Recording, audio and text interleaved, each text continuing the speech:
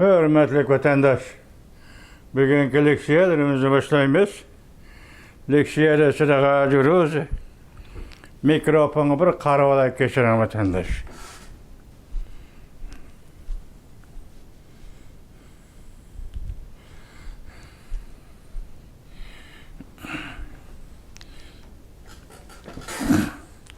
Tüm bir parça leksiyam çıkmaya kaldı vatandaşım. Şuna mikrofon kırıp geldim. Bugünkü leksiyalarımızı başlayımız. Leksiyada sıdağa duruz. Washington'dan sözleyimiz. Bugün çislağı 2024 yıl 9. ayının 7. günü haftaki şembe. 10 gündük buldu ben sizge bir hal aytay. İnternet bilen çıkışamaya kaldım. Ben tayarlaganda internet yok olup gidiyordu. İnternet payda bolganda ben bunu sözlep ilgirelmeyime vatandaş.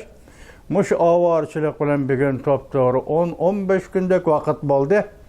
Şuna meni doğru düşünüşünle ümit kılaman. Bugün sizlerge sözleydiğimiz nime deseniz vatandaş. Bir yerde bir hikaye çıktı yakından biri. Mesela Erkin Asya Radyosu Uygur Dili Xitay Dili Programısı. Hatta Amerika Xitay Dili Programısı, Amerika Avaz Xitay Dili Programısı hemmisi haber kıldı. Bunların özü nime deseniz New York şehrinde, New York ştatı, New York şehrinde bir casus desek buludu da endi Xitay'nın casusu.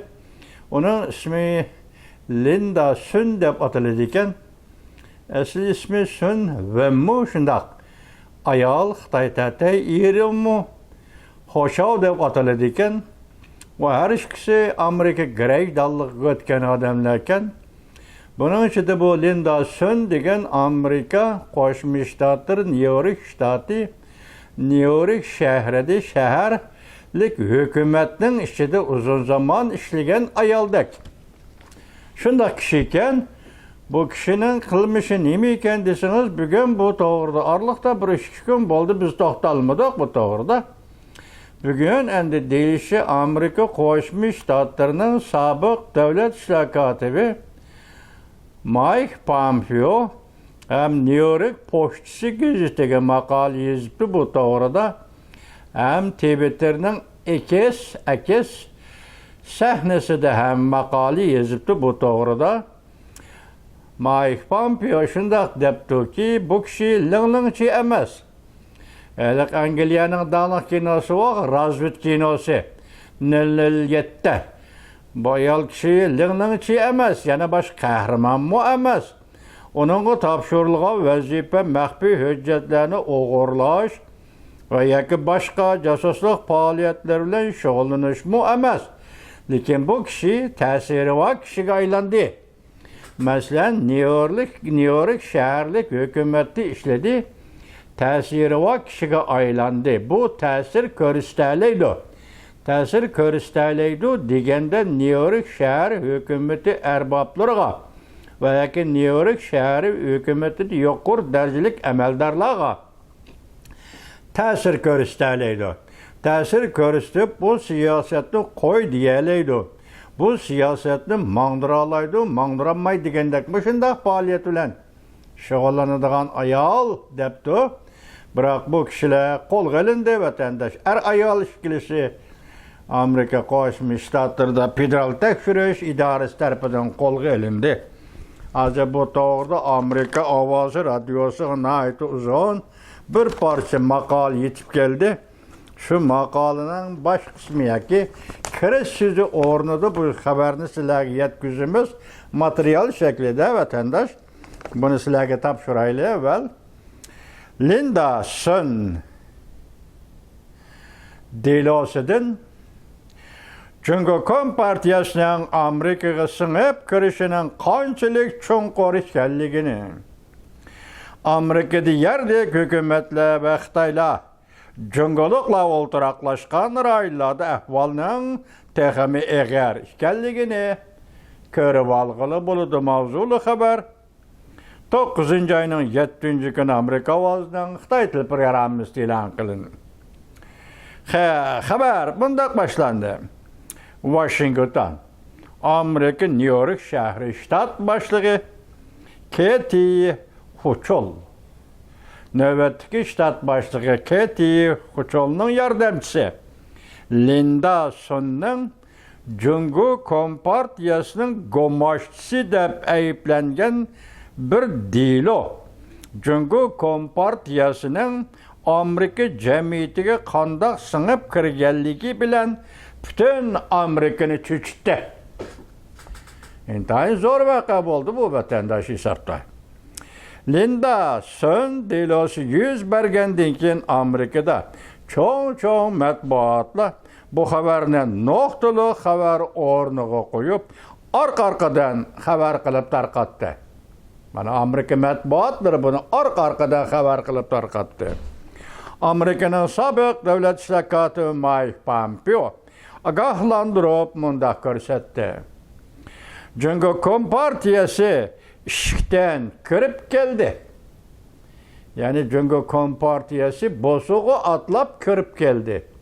Yoki Cungu Kompartiyasi bizning bosug'imizga dastlab turib, bizning uyimizga kirib keldi. Amerika Qo'shma Shtatlariga kirib keldi. Sobiq davlat ishlar kotibi Mike Pompeo shundoq deydi vatandoshim. Tahlilchilar mundaq ko'rsatdi.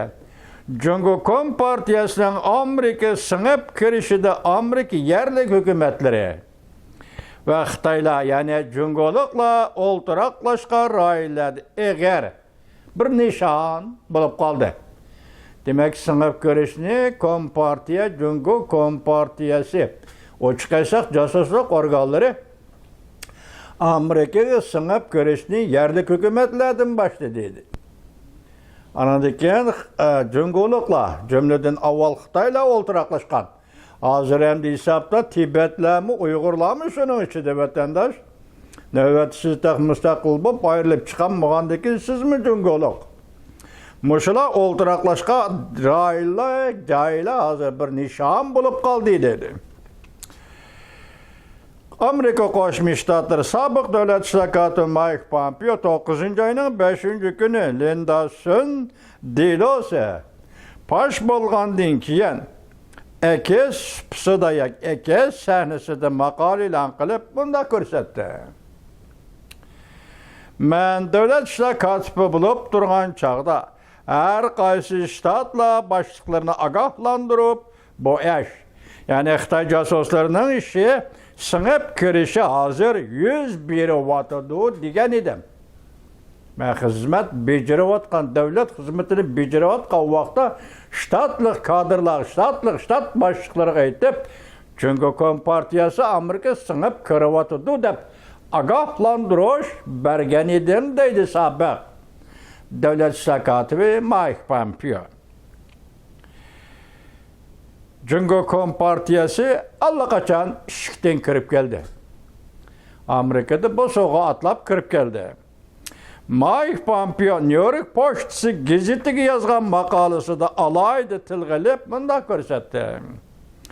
2020-yili davlat ishlar kotibi bo'lib vazifa o'tagan chog'imda Amerika butun shtatlar jamiyatiga, shtat boshliqlari jamiyati deydigan bir jamiyat bor ekanda, kollektiv jamiyat endi, shtat boshliqlari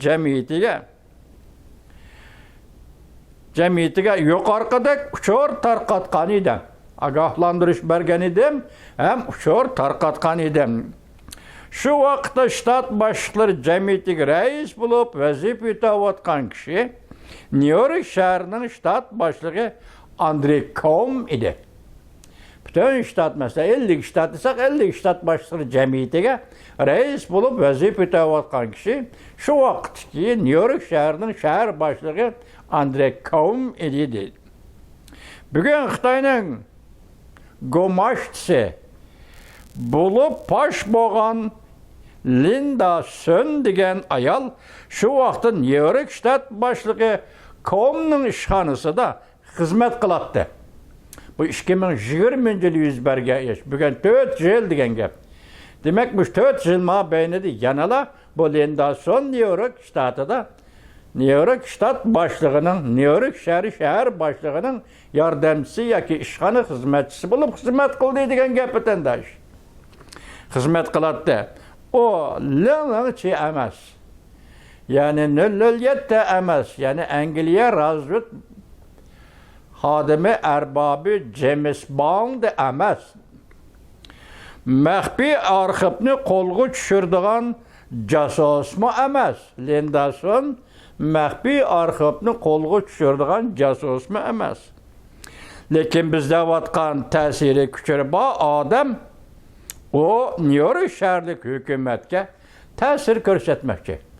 Demak, bu ayolning ta'sir kuchi bor. Haliqadek jasuslar emas, ta'sir kuchi bor. Şuna bu ayol New-York shaharlik hukumatga, New-York shahar hukumat arboblarga ta'sir ko'rsatmoqchi. New-York shaharlik hukumatni Xitoyparast orq sapga aylantirmoqchi. Buning vazifasi jasusning vazifasidan beg'ir bo'ldi vatandosh. Jasus bir varaq qog'ozni o'g'irlaydi, arxiv desang. Jasus bir varaq hujjatni o'g'irlaydi, arxiv desang, tugidi, maxfiy yo'lda ketdi degan gap. Hozir bu ayolning bu roli yoki ta'siri va ayol Lindasonning vazifasi New-York shahri shtat boshliqlari, shtat boshlig'i amaldorlarga ta'sir ko'rsatish. Ta'sir ko'rsatish orqali New-York shahar shtat boshlig'i orqali Amerika Qo'shma Shtatlarining siyosatiga ta'sir ko'rsatish. Davlat majlisining siyosatiga ta'sir ko'rsatish. Nima bo'lib ketdi bu vatandosh? Bu gapni hozir aniqlab berayotgan kishi kim? Yana sobiq davlat ishlar kotibi Mike Pompeo. Hozir ikkiga yozilgan maqola, biri Akis sahnasiga yozilgan maqola, yana birisi New-York Pochtasi gazetiga yozilgan maqola. Bu gapni yozib men dedim sizga. Bu bek uzun yozilgan Amerika ovozi turdi saqlab qo'ydim. Hozir men sizga faqat bu xabarning kirish so'zini, beşidi kirish so'zi yetkazdim vatandoshlar. Demak, siz shuni bilib oling-ki, Xitoy kommunistlar hokimiyati Amerika jamiyatiga jasuslik bilan singib kiryapti. Shunaqmi? Jasuslik bilan singib kiryapti. Bugun bizning bu mavzu mushat to'xtab qoldi. Tahlilni biz keyingi vaqtda yana o'rinlashtiramiz vatandoshlar. Endi bugun sizlar qisqa xabarlardan xabar topinglar. Buning qo'shimcha holda masalan Zhang Yusha degan kim edi? Jungo Markaziy Harbiy ishlar komitetining ma'mur raisi. Xi Jinpingning qurolli soqchi qismlarining siyosiy komissarini qo'lga oldi. Beijingda Xi Jinping rahbarlik qilayotgan qurolli soqchi qismlarining komissarini qo'lga oldi. Siyosiy komissarini qo'lga oldi. Bu Xi Jinpingning sodiq odam edi. Harbiy tarafning ichki xabarlarida oshkorlanishicha, qo'ldan ish keladigan harbiy odamlar hozir yetib oldi. Ish qolgani xushomadchilar bor. Demak, harbiy taraf bilan Jungo Kompartiya sekretari Xi Jinping o'tirib ziddiyat. Bu yana davomli so'zlayapti juma vatandosh. Ben sezgör vaqt kelganda biz sizlarga yetkazamiz, ancha sezgirimiz tashlab qo'yamiz. 7 ayning 15-kuni 20-navbatlik 3-umumiy yig'in ochilgan kundan boshlab Jungoning yuqori qatlamida, hatto yuqori qatlamga yaqin tuvan qatlamida zo'r o'zgarish, kadrlar ishida o'zgarish, rahbarlar ishida o'zgarish, bank sistemi, pul muomala sistemi ishida o'zgarish, nurg'un o'zgarishlar. Bunun içindeki zor özgürlük, Reis Xi Jinping, sekreter Xi Jinping'in hukukunu aciziltiş, onun uğrunu aciziltiş, muşu derzigi berip yitip geldi vatandaş. 7. ayının 15. günü, kaç gün etti? 7. ayının 12. günü, Prezident Joe Biden, Amerika Qo'shma Shtatlarining prezidenti, Tibet meselesini hal qilishni ilgari surish qonuniga imzo qo'ygandan keyin ochilgan 20-navbatlik Jungo Kompartiyasining 3-umumiy yig'inidan keyin Jungoda vaziyat turaqsiz. Mana bu nuqtani esingizda tuting. Jungoda vaziyat turaqsiz. Shuna ketdim hozir. Bu Su Şahxona bu xabar, Su Şahxona bilasizlar, Su Şahxona xabari 9 ayning 7 kuni YouTube. Endi yana bir xabar, tuyuqsiz yetib kelgan xabar. Jungo Janubiy harbiy rayon qo'mondoni Amerika harbiy taraf bilan telefonda sözleşidigan boldu. Bu telefon alaqısı Merkezi Hərbi İşlər Komitetinin muavir reisi Can Yuşa ilgiri sürdü. Hərbi İşlər Komitetinin muavir reisi Can Yuşa ilgiri sürdü. Bu işler ispatlap verdi ki, Xi Jinping'in hukuk ornu mokum bulmayıp duravatıda. New York şəhərdə bir neçə şəhər başlığı tekşürüldü. Yani devamı. Çünkü Kompartiyası casusluk dilosunu tehe tügelmedi. Çünkü'nün Kompartiya casusluk dilosu tehe tügelmedi. Çünkü'nün devletlik futbol komandası Japonya'da ötküzüldüğün futbol musabakasıda Japonya futbol komandası 7 netice bilen 0 neticelik futbol komandası Çünkü'nün futbol komandası yanıp aldı. Bakalım haber ki vatandaşı. Çünkü futbol komandası mağlup oldu. Chimpokong, bilirler Chimpokong, Nazırı. Chimpokong, Nazır 9. ayının 7. günü yotup vatandaş. Bu kaltışka varken bu. Harbi işler, bu işlerini siz daimi işler deyip durayla, onu koyup durayla lazım. 1 milyar 200 milyon nüfusu var Cungu degen devletten.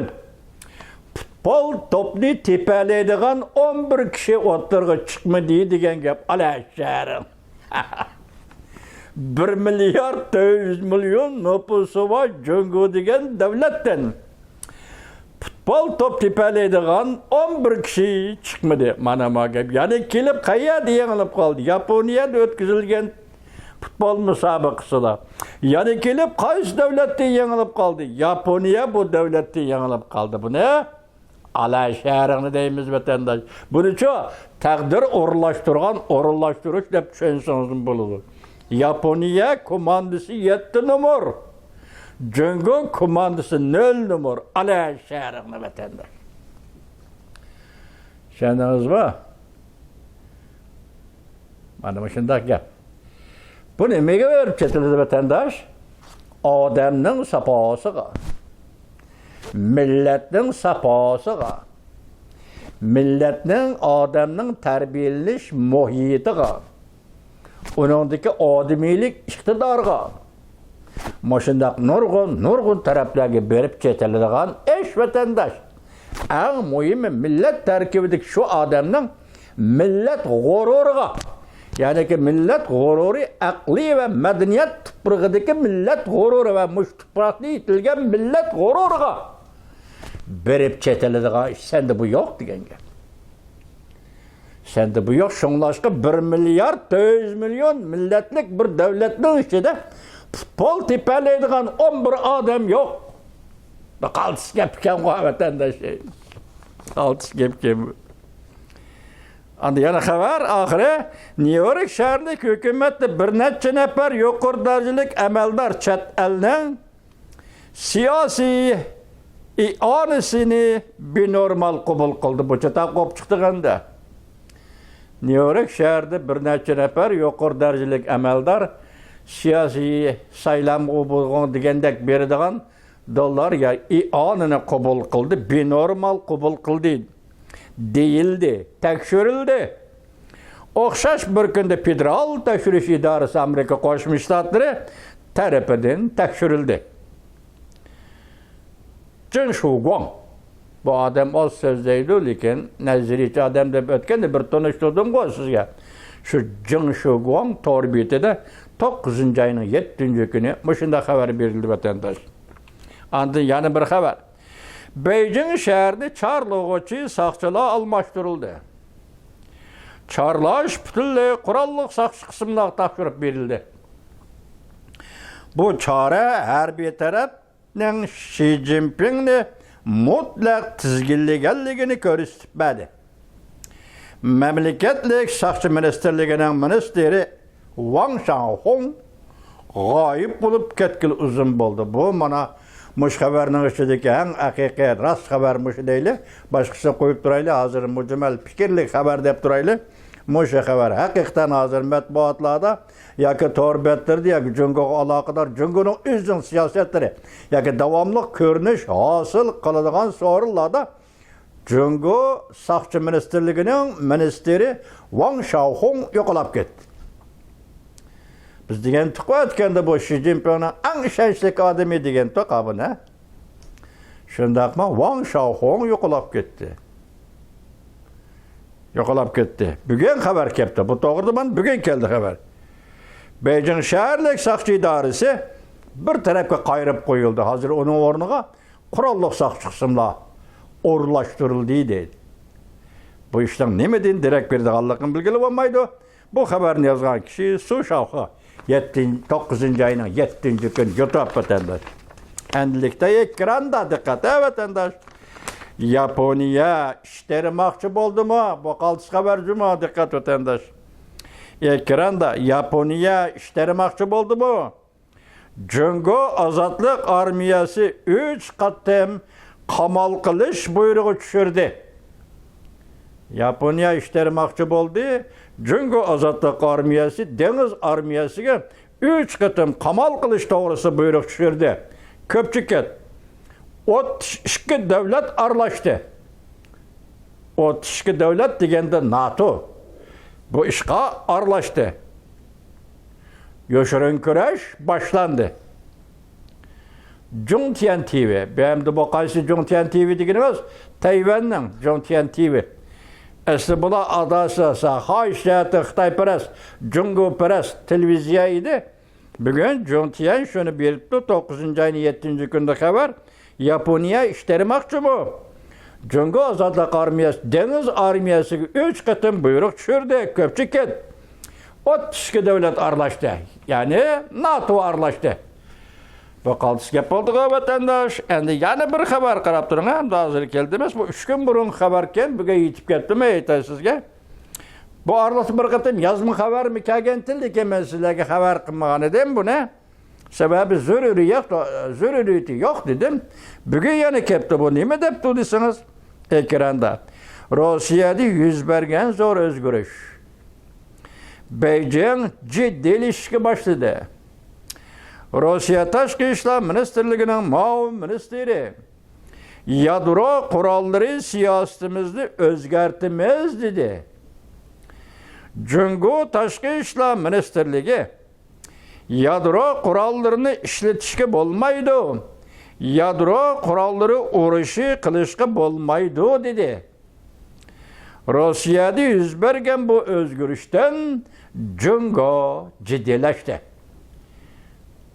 Zhongtian televiziyasi, ya'ni boshchi Tayvanning televiziyasi bu xabarni Zhongtian televiziyasi 9 ayning 3 kundagi xabar ki vatandaş. Bu xabar hozir Yaponiya to'g'risida xabar. Yadro qurollari masalasi to'g'risida biz Amerika Qo'shma Shtatlarining yadro qurollari masalasi siyosatini bir qatim sizlarga so'zlagan edik. Hozir endi bu ishga inkas qaytarayotgan biri Jungo norozi bo'lgan edi shu vaqtda. İkincisi, bunun da endi hozir Rossiyaning mush amaliy ahvolidan qaraganda bugun yetib kelgan Jungoga nazar to'rbetida mundaq deyildi.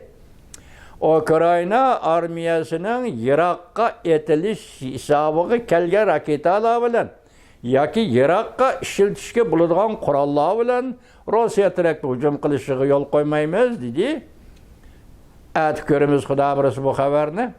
Ondan keyin nima dedi? Rossiya Ukraina urushi adaqqichilib bormiz. Yoki Ukraina g'alaba qilib Rossiya mag'lub bo'lg'ichilib bormiz. Ma bugungi Ukraina urush maydonidagi xabar vatandaş. Endi shuning yadro qurollari bilan hozir Jungo hukumati shunday ifoda bildiribdi. Rossiya Tashqi ishlar ministrligining muavin ministri biz yadro qurollari siyosatini o'zgartimiz debdi. Bu qanday o'zgarish? Endi yozma xabar yetib keladigan yozma xabarga qarab turaylik vatandaşlar.